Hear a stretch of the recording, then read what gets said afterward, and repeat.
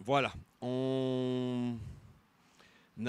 j'ai plutôt la joie, le bonheur, le mérite surtout d'avoir à mes côtés Céline, je l'ai déjà présentée. On va bien sûr lui continuer à poser une question, mais on est maintenant dans un deuxième clip, un deuxième moment. Et je disais que j'ai vraiment la joie, le mérite, le bonheur d'avoir à mes côtés un grand ami, si je peux me permettre, qui est aussi un élève.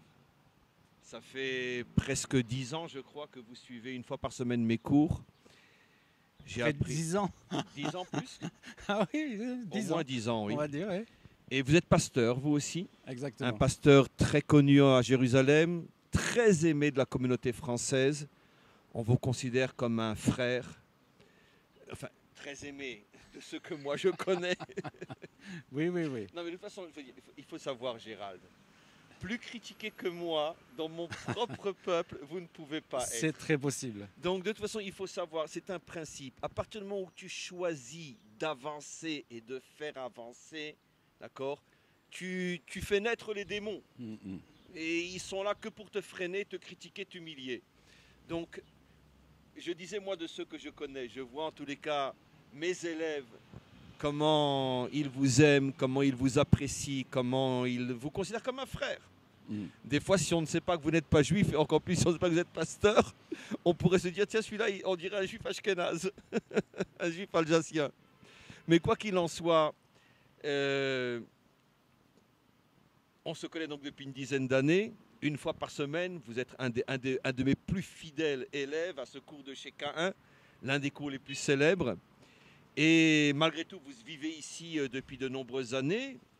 Vous êtes pasteur, vous, avec votre épouse et vos enfants, une partie de vos enfants. Non, je crois que vous n'avez pas d'enfants avec vous ici. Hein. Non, ils sont en France. Il est en France. Il est en France. Et vous faites un travail énorme en ce qui me concerne moi et ce dont je voudrais parler. Pour la raison pour laquelle vous êtes là, je vous présente. Vous faites un travail énorme. Vous avez un blog, vous avez un site extrêmement, extrêmement pro-juif et pro-israélien. Vous avez des... qui s'appelle d'ailleurs comment? Shalom Israël. Shalom Israël. On peut le trouver où, ceux qui seraient intéressés? Shalom Israël, pasteur Fouinsol sur Google. Sur Google. Et Shalom Israël, où vous prenez depuis des années des prises de position inimaginables à l'égard d'Israël, sans pour autant être un extrémiste, un fanatique, un aveugle d'Israël. Vous êtes un homme sage, un homme droit, un homme honnête, un homme authentique. Vous appelez les choses par leur nom. Vous n'êtes pas fanatisé à la cause d'Israël. C'est ce que j'aime d'ailleurs quand je lis certains de vos articles. Mais vous cherchez l'authentique et l'authenticité. Je suis complètement d'accord. C'est une vertu qui se perd, autant dans le monde chrétien qu'ailleurs. L'authenticité, la droiture est une chose qui vient de la Bible et que nous devons vraiment vivre. Voilà. Et donc, c'est ce que j'aime dans vos prises de position. Vous n'êtes pas encore une fois aveuglement pro-juif ou pro-israélien. Vous avez cette sagesse de la nuance, de savoir affiner les choses, et ce qui justement, d'une certaine manière, donne de la crédibilité dans votre prise de position, malgré tout, pour Israël et pour le peuple juif. Alors, je voudrais vous poser une première question. Ça fait de nombreuses années que vous vivez en Israël. Comment vous vous sentez en Israël? À la différence, par exemple, de l'autre pasteur que nous avions avec nous, qui lui ne vit pas en Israël, bien qu'il est fréquemment en Israël. Mais vous vivez vraiment en Israël. Vous vivez à Jérusalem depuis des années. Vous ne fréquentez pas que des évangéliques comme vous, je le sais, ne serait-ce que par l'intermédiaire du cours où vous venez depuis plus de 10 ans. Je sais que vous avez de très nombreux amis juifs. Comment vous vous sentez en Israël? Non, je vais mieux poser ma question. Est-ce que vous sentez que réellement quelque chose de particulier se passe dans l'Israël juif, je dis bien? Est-ce que vous sentez quelque chose? Est-ce que vous avez suffisamment de recul pour apprécier et dire quelque chose? Alors pour aller au début de notre foi et par rapport à Israël, de conviction par rapport à Israël, c'est dans les années 90, il y avait déjà un engagement pour Israël en organisant des voyages réguliers, tous les 2 fois par an en Israël avec des pèlerins chrétiens.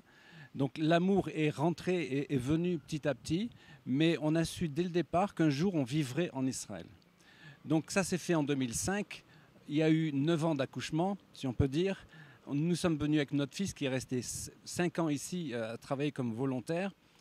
On a... qu'il a travaillé comme volontaire à l'armée même aussi. Non, oui, non, il a voulu rentrer dans l'armée mais il n'a pas pu. Il a travaillé avec Shekel auprès des handicapés et il était très apprécié. Et il parle mieux hébreu que moi.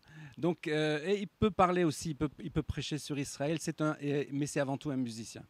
Donc nous avons l'amour d'Israël, nous sommes heureux dans ce pays parce que nous nous sentons chez nous, sans être chez nous. Quelquefois on se sent étranger, bon, parce qu'on est goïm, on est goy, etc. On a toujours un problème de visa, bien qu'on n'ait plus de problème parce que tous les ans nous avons un visa qui est donné avec un paiement aussi, mais en même temps on se sent chez nous. C'est très difficile à expliquer. Les débuts ont été difficiles avec le ministère de l'Intérieur, le Misrad Apnim, mais maintenant c'est derrière nous, alléluia. Nous sommes... Vous êtes acceptés. On est acceptés et c'est vrai que nous avons un cœur pour la communauté juive francophone. Et effectivement, le lundi matin, nous sommes tellement heureux, je suis tellement heureux d'assister au cours du Rav Dinovitch. J'amène notre frère Werner Salmon et je remercie Liliane, l'épouse de Pierre. On regrette sa disparition, je suis à sa place, donc il y a quelque chose qui me touche, j'ai vraiment quelque chose il y a quelque chose qu'on ne peut pas expliquer. L'amour d'Israël, c'est un amour qui vient d'en haut, de la part des évangéliques, de la part de n'importe quel chrétien, catholique ou autre, mais on ne peut pas se l'expliquer. Donc Dieu Ce qui veut dire que si aujourd'hui vous devriez repartir en France, ça vous serait dur ? Ah, ce serait un gros problème. Comme un vrai Israélien alors. Non, effectivement, c'est un problème pour nous si on doit repartir. On a tout laissé en France, mais bon, on le ferait si vraiment ça venait d'en haut, là aussi. Hein. Mais en même temps, je me sens plus en sécurité à Jérusalem qu'à Paris, hein, entre parenthèses. Hein. Donc voilà, il y a quelque chose... C'est incroyable ce que vous dites. Il faut entendre de la bouche d'un pasteur que vous vous sentez plus en sécurité à Jérusalem qu'à Paris. Si les Juifs seulement de Paris entendaient ce message. Donc, effectivement, on prêche, comme le pasteur Nicholson, on prêche l'Alia auprès des Juifs, mais tout en sachant combien c'est dur. On a vécu l'Ulpan avec des Juifs de Marseille, de Paris, etc. On sait ce que ça veut dire pour les enfants, pour le travail, pour la langue. Enfin, c'est pas facile du tout. Nous avons effectivement pris 3 valises et on a quitté la France. On a tout donné, tout laissé en France. D'une manière, on sait ce que c'est, mais en même temps, on n'est pas dans notre pays. On fait partie du cœur du pays parce que Dieu, on sait qu'il est là. Donc c'est difficile à expliquer. Expliquez mieux ce que vous dites. Dieu, on sait qu'il est là. Expliquez mieux. Alors, je dis toujours, parce que je suis guide au Jardin de la Tombe, Garden Tomb en anglais pour tous les anglophones, mais en même temps, je parle des prophéties, évidemment. Il y a vous avez des groupes à cet endroit-là? Oui, je reçois les groupes francophones. Et donc, j'explique toujours qu'il est marqué dans la Bible que Dieu a dit à la tribu de Benjamin, « Je reposerai, je résiderai entre tes épaules, Benjamin, Benjamin. » Et on sait que le territoire de Jérusalem appartient à Benjamin. Et les 2 épaules correspondent exactement au mont du Temple. C'est-à-dire que là, il y avait une vallée qui passait. Et ça veut dire que la résidence de Dieu, elle est sur Israël. Et il n'y a pas besoin seulement d'un seul verset. Il y en a d'autres dans les psaumes, etc. David, dans les psaumes 102, 89, etc., où Dieu dit « Je réside à Jérusalem ». Donc c'est quelque chose qui est clair, qui est marqué, Zekatouf, comme on dit en hébreu. Donc il n'y a pas raison de ne pas le croire. Et surtout, on le ressent, on le vit. Même si les difficultés sont là. Excusez-moi une question un petit peu délicate, mais comme je vous connais trop, je sais que vous n'hésiterez pas à répondre, même d'une manière qui ne sera pas forcément ce que j'aurais souhaité entendre. Dieu est en Israël, vous l'avez expliqué, mais vous parlez de la terre. Est-ce que vous pensez que c'est aussi lié au fait que le peuple juif doit être en Israël, ou, en tant que chrétien, vous reconnaissez la présence de Dieu à Jérusalem, mais à la rigueur, ça pourrait aussi être sans la présence d'une nation juive? Je vous ai fait un croche-pied là. Non, pas du tout. J'essaie d'analyser certaines choses. L'Église est née avec les actes des apôtres, avec les apôtres, etc., Pierre, Paul et tous les 12. Et il y a eu un phénomène d'expansion. Les Juifs, les chrétiens, l'Église créée, donc, les chrétiens sont partis jusqu'aux extrémités de la terre pour apporter un message de Dieu. On parle de l'Évangile, bien sûr, mais c'est le message de la Bible complètement. Ça parle aussi d'Israël. Donc ce message, c'est notre rôle de l'amener jusqu'au bout de la terre. C'était un mouvement de centrifuge, d'une certaine manière. De la même manière, Dieu a fait partir les Juifs dans les nations. Maintenant, nous sommes dans un temps de mouvement centripète, dans le sens où à la fois les Juifs, à la fois les chrétiens, les Juifs de manière physique reviennent en Israël depuis le 19e siècle. Ça se précipite parce que après le nazisme, c'est l'islam. Mais les chrétiens reviennent aux racines juives. C'est ça qui fait que c'est un renouveau depuis le XXe siècle. Il y a un renouveau qui fait que le sionisme chrétien existe aussi et qui est dans toutes les familles chrétiennes, qui fait que nous revenons et nous avons besoin de retourner aux sources hébraïques pour retrouver notre identité vraie.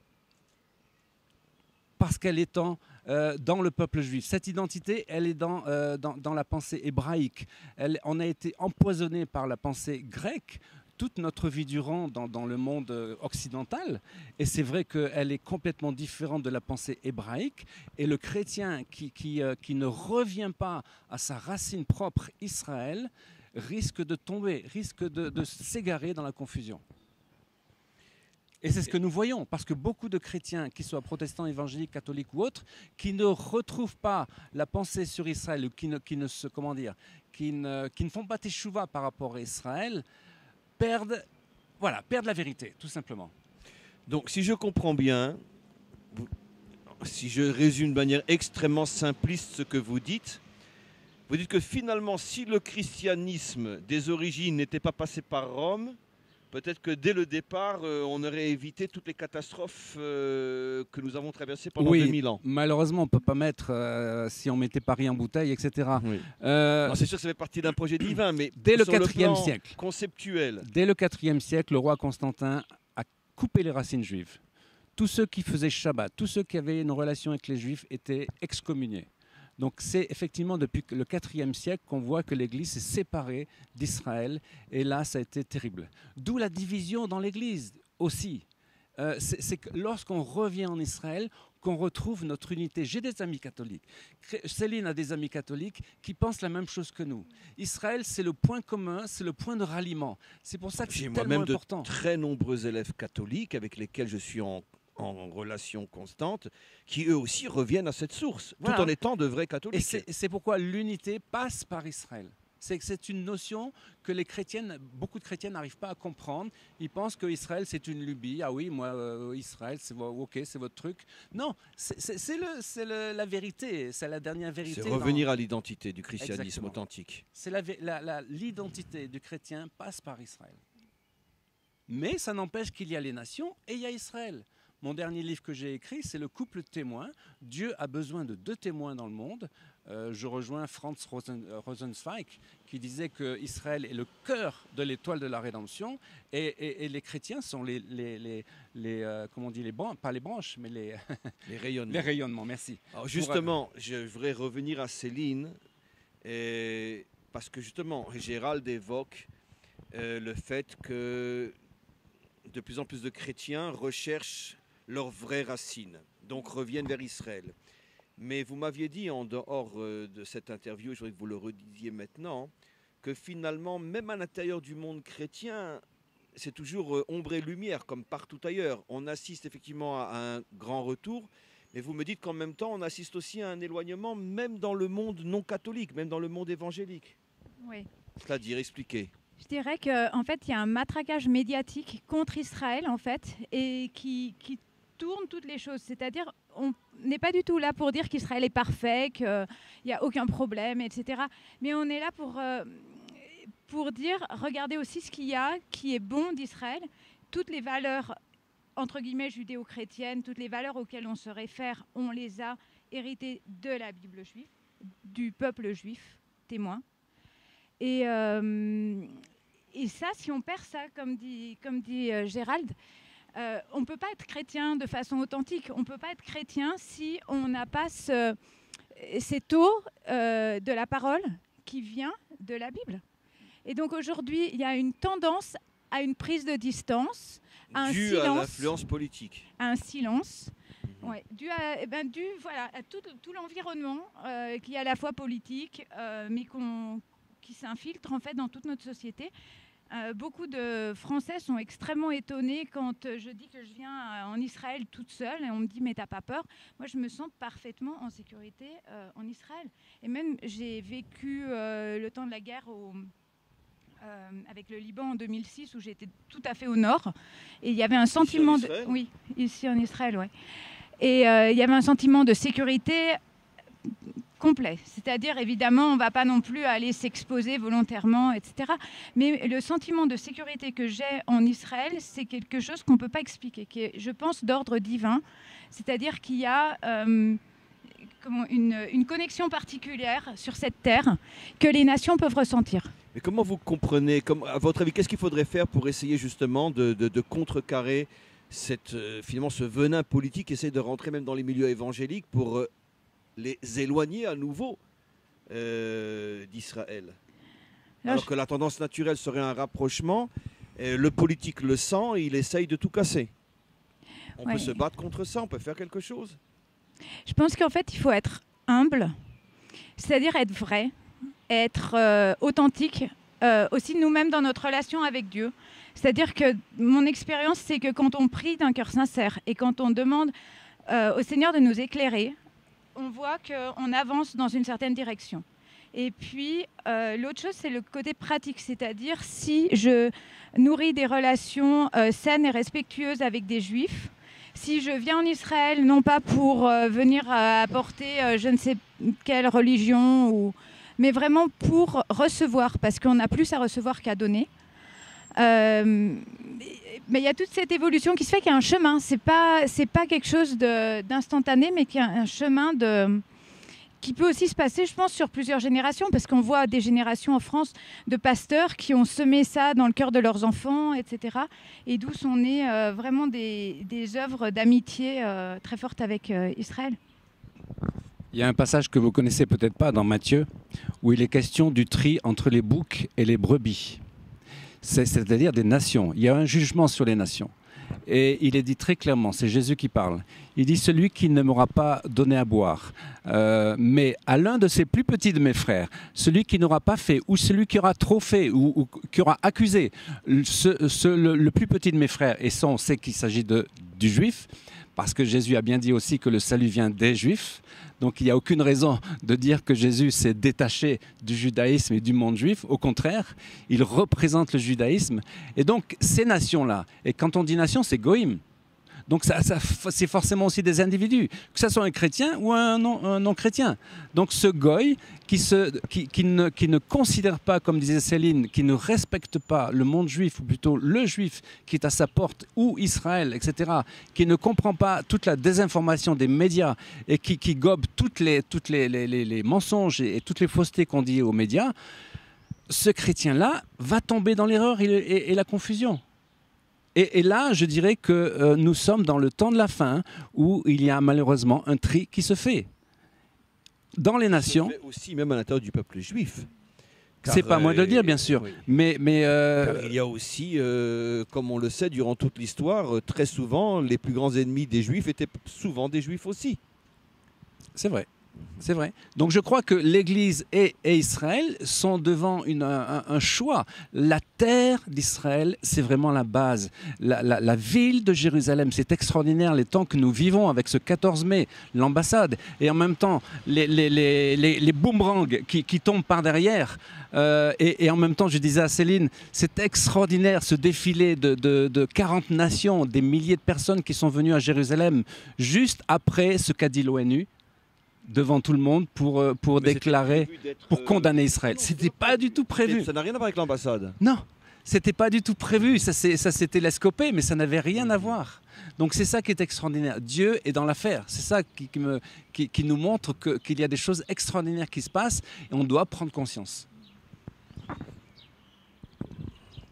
Je Je voudrais aussi ajouter quelque chose, c'est qu'il y a eu, en fait, dans toutes les périodes de l'histoire, dans les périodes les plus noires pour le peuple juif, il y a quand même toujours eu une poignée de gens qui se sont tenus aux côtés du peuple juif, qui ont pris des risques, certains ont perdu leur vie. Il y en a qui sont très connus comme Corrie ten Boom, par exemple, ou des gens qui ont été des inspirateurs aussi, des soutiens comme le pasteur William Heschler qui a encouragé Herzl et qui s'est mis à dos aussi beaucoup de sa propre communauté.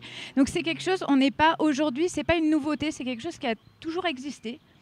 Par contre, je crois que c'est un phénomène qui prend de l'ampleur aujourd'hui parce qu'on avance dans des temps messianiques.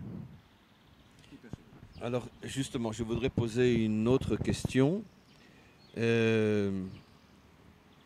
Délicate en ce sens que je ne veux absolument pas qu'on rentre trop dans les détails, surtout pas une approche politique ou théologique, une approche plus humaine. Bon, nous sommes juifs, vous êtes chrétiens, vous représentez pas tout le christianisme, mais en tout cas la partie du christianisme qui est porteuse de toute l'espérance de la réconciliation entre une grande partie des nations et Israël.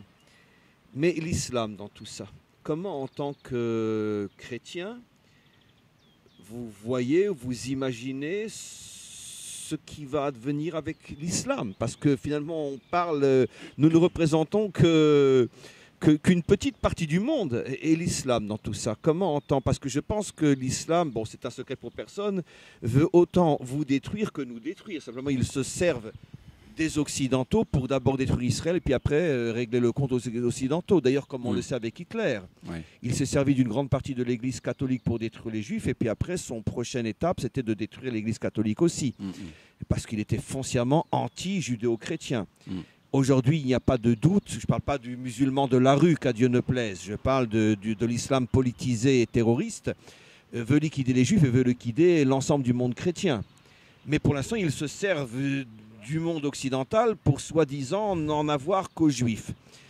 Alors, puisque c'est l'ennemi finalement de tous les Juifs et de tous les chrétiens, comment vous voyez dans l'avenir proche, lointain, une solution avec eux? Alors, on considère la Bible, on lit la Bible et personnellement, je connais le passage de Ésaïe 19 qui dit que de l'Égypte à la Syrie en un seul mot, il y aura toute une route qui est en plein milieu, c'est Israël. Et il y aura une entente, on pourrait dire tripartite. C'est-à-dire d'un côté l'Égypte, les Arabes donc, le peuple arabe. L'Égypte qui dans toute la Bible fait toujours allusion à Ishmaël. Oui. Puisqu'il est né. Et l'autre côté, mère égyptienne. Et de l'autre côté, il y a la Syrie, l'Irak, etc., le Liban, mais les Kurdes qui sont tout à fait au bout. Et dans les Kurdes, je pense qu'il y a pas mal d'anciens exilés juifs qui sont là-bas. Tribus, oui. Donc, je dirais qu'il y a un ensemble dans le Moyen-Orient qui va être secoué par Dieu lui-même. Nous voyons, nous le savons, parce qu'il y a des pasteurs qui sont dans les camps de réfugiés arabes, musulmans. Et nous voyons des choses extraordinaires. Par exemple, beaucoup de musulmans se convertissent et deviennent chrétiens. Même vous connaissez le prince vert. Oui, bon, celui qui a aidé le Shabak, etc., la sécurité israélienne, voilà. Il est devenu chrétien. Il est devenu chrétien évangélique.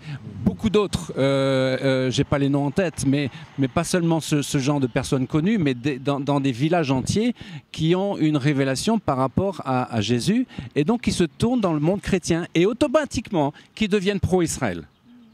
Vous voyez ça, c'est comme le prince vert, mais c'est des choses extraordinaires. Et donc, on peut comprendre que Dieu fait une œuvre extraordinaire avec les goïms, quoi, nous, les nations, et dans le sens que l'islam va tomber. Je peux lire dans beaucoup de versets... L'islam fanatique. Fanatique. Oui, mais même quand on voit dans Ésaïe 66, je crois, où il est dit que les béliers de Nébajot, les enfants de Ishmaël, vont venir porter leurs bêtes pour les sacrifices pour Israël, qu'en Égypte on parlera hébreu, etc. Et qu'il y aura un mouvement qui va se faire dans le peuple arabe vis-à-vis d'Israël.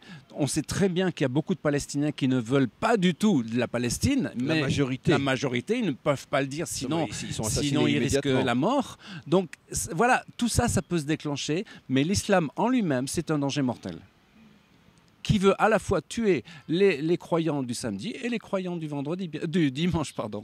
Donc, il tue les croyants du vendredi aussi. En plus, on a vu ce qui s'est passé en Syrie et en Irak. Donc, ils s'entretuent entre eux, de la même confession, les sunnites contre les sunnites. Alors, j'ajouterai une autre chose. Dans ce que vous disiez aussi, Dieu s'est servi du nazisme, d'Hitler, pour faire partir les Juifs et les ramener à la maison.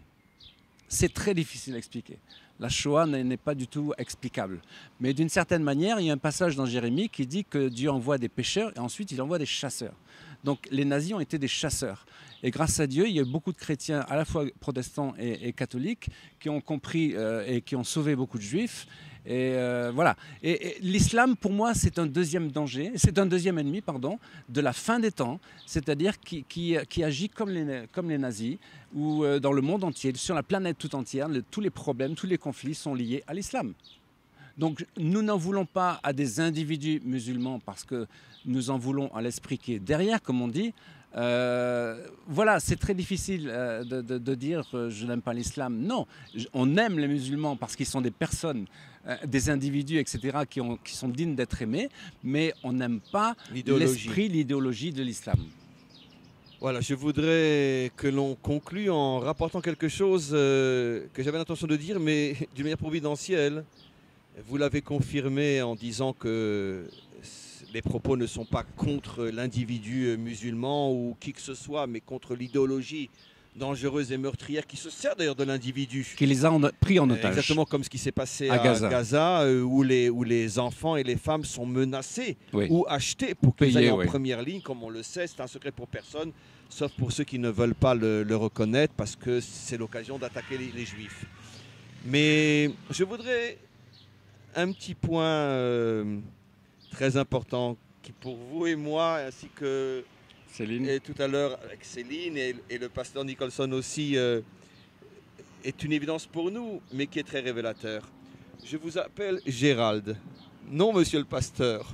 Vous m'appelez Chaim. Ouais. Non, monsieur le Rav. Ouais. Ça veut dire que Céline, et non madame Nicholson tout à l'heure. D'ailleurs, je ne sais pas quel est son prénom, mais en tout cas, je n'ai pas dit le pasteur, je l'appelle Nicholson. Et lui aussi m'appelle Chaim. Ça veut dire que je ne pense pas qu'on a réfléchi à ça, mais finalement, un pasteur, un rabbin s'appellent par leur prénom. Qu'est-ce qui se cache derrière ça? C'est qu'en vérité, on est capable de mettre de côté nos différences pour chercher dans chacun d'entre nous l'humain, l'authentique. Moi, quand je vous vois, Gérald, je vois l'homme extraordinaire que vous êtes. J'ai des défauts. Hein. Je ne vois que les qualités, dont je suis fier d'être l'ami. J'espère que vous voyez la même chose en moi, sinon on ne serait pas ensemble depuis 10 ans. Pareil, entre nous et Céline, entre nous et Nicholson, et entre nous et tous les autres qui, malgré leurs différences, recherchent l'humain.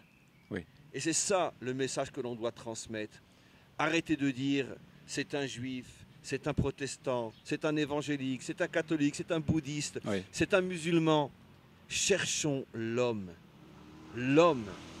Et quand on va mettre de côté nos idéaux, nos foi, pour chercher l'homme, on va s'apercevoir que dans toutes les religions, dans tous les partis politiques, dans toutes les couleurs, dans toutes les races, dans tous les caractères, dans tous les tempéraments, il y a finalement l'étincelle principale, essentielle, qui est l'étincelle humaine, qui elle-même est une étincelle divine.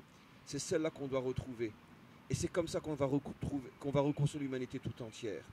C'est le devoir de notre génération de continuer à s'appeler Gérald, de continuer à s'appeler Chaim, de continuer à s'appeler Céline, de mettre de côté nos différences, parce qu'au plus profond de nous, nous comprenons que nous n'avons pas le droit de sacrifier l'homme sur l'autel de sa croyance.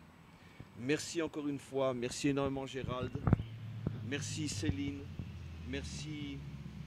On ne se serre pas la main, vous savez bien, les rabbins, ils ne serrent pas la main des femmes. Et donc, mais on se serre avec le cœur, ce qui est beaucoup plus important qu'avec la main. Et quoi qu'il en soit, donc merci au Maître du Monde de faire que des rencontres comme celle-là soient possibles. Et on continue. on continue à défoncer les portes, à défoncer les obstacles, à ne pas prendre au sérieux les critiques, les humiliations. Tout ça, ce n'est que pour nous renforcer plus encore. Comme on le sait, il n'y a pas de caravane qui passe sans que des chiens n'aboient. Et on souhaite que la caravane arrive en fin de compte là où elle doit arriver, que tous les chiens cessent d'aboyer et que l'humanité tout entière soit réunie autour d'une seule et unique foi, qui est celle de la foi en un Dieu un et la reconstruction de l'homme avec toutes les différences qu'il contient en lui, d'un bout à l'autre de l'univers. Amen. Vechen Yiratzon. Amen.